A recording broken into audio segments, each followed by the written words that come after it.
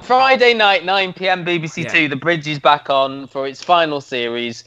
I just finished series 3 last week, so I'm sort of going into this having the character sort of fresh in my mind. It's 3 years after the end of the last series. Right.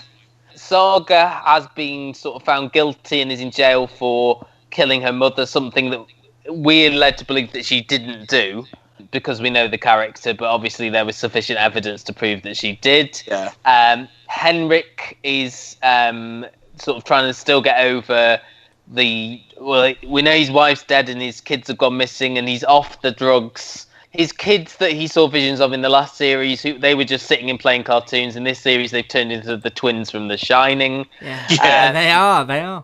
As is always with the Bridge, there's a body found on the bridge, and it is the Danish immigration officer, head of immigration, and there has been not a body found. We've seen her killed, which is rare actually. It's a good point. If both of you are correct, we see her being killed, but of course, when they find her, it is a body. One of the things the Bridge has managed to do.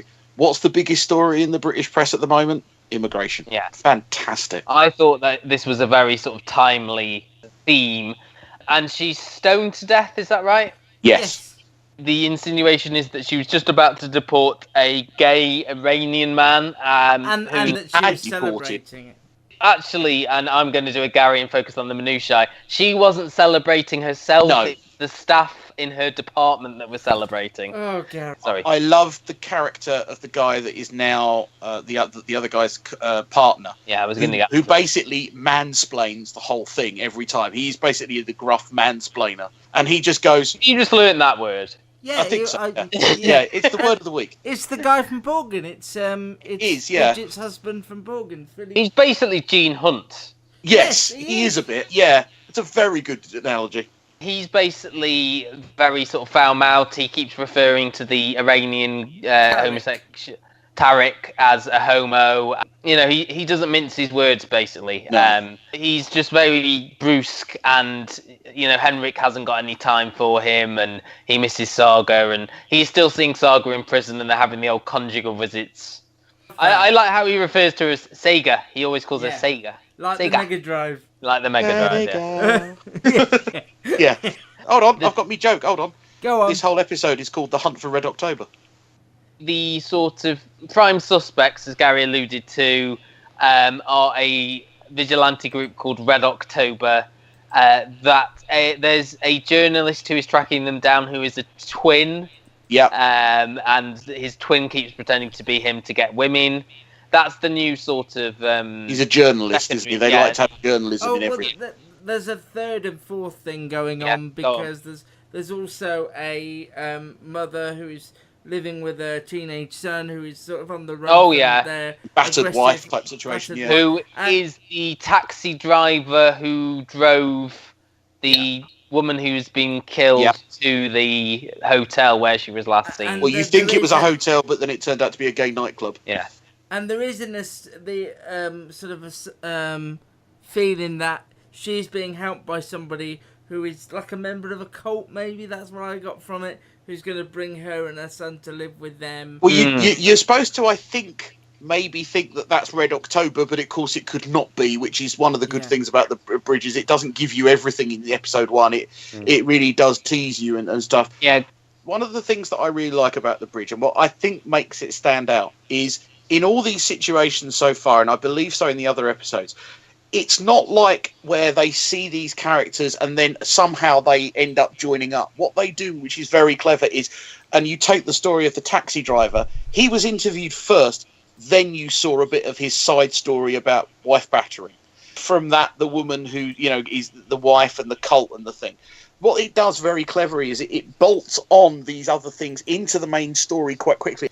And that's why I think the Bridge stands out, that level of writing where they want to misdirect you, but still keep you entertained and still keep a rough link to the main storyline. I think it's something they do differently. Series 3 as well had that drug dealer who was like the youth worker, and he seemed like he was the big boss, but then he just got killed off, didn't he? I tell you what's interesting. We've been sort of influenced by Nordic noir, and yet I don't think we are doing that, where we just do shows where characters pop in, pop out. Are all? I don't think we can. I don't think we've done it. I don't think if we've done it, we've done it I particularly think we're too well. focused on names. I don't think actors in this country would want to just be in 3 out of the 8 episodes and have a storyline that's not linked to the main plot. Just to bounce off Gary, I was thinking the exact same thing, because, like, obviously, apart from, like, if it's a face from, as you say, Borgen and the killing, like the new partner is, that we know the sort of the level of the actors in Scandinavia. Whereas if we were watching it here, it's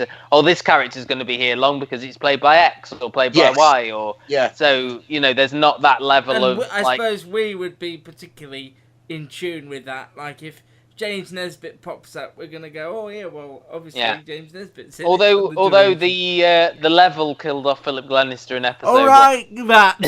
But they don't put the emphasis so much on the actors and actresses. It's the storyline, the plot. It's made stars, obviously, like Saga, Nora, and the girl from the lady from The Killing. But I don't think that's its starting focus. What do you think of the stuff with Saga? Because I found that the most sort of predictable. What happens? A little to her bit at the end of generic. the episode. A police officer in prison being targeted by someone who hates police officers. She's just brilliant in the role, and her, they give her something to do with Saga being in prison, and I mean the stuff with her like being in pottery class I thought was hilarious. I mean there's always that level of sort of dark humour. I think as well the stuff that going back to the fact of her mental health condition, oh, you've moved my stuff, you won't know how I like it, and the fact that all this person that hated the police officer had to do was come in and move her things, and that was enough to provoke an attack. I really liked it. I've got to say, it didn't take me long to get back in the rhythm of it. Henrik, I got to like towards the end of the third series, and I would say that there were parts of this first episode that dipped with him in it because his story is so sort of heavy. I liked him going to the group. Dark. Yes, I liked that scene. That. Yeah, I didn't mind that. And I think that's a good thing to explore, a storyline of his own that's not just about. Well, it is about his missing family, I suppose, but it's something else as well. I thought it was really solid, and I had watched the shows we talked about in the order we've gone about discussing them, and I was kind of dreading The Bridge in a way, because I'd liked it so much previously, and I thought, I didn't like The Rain, I didn't like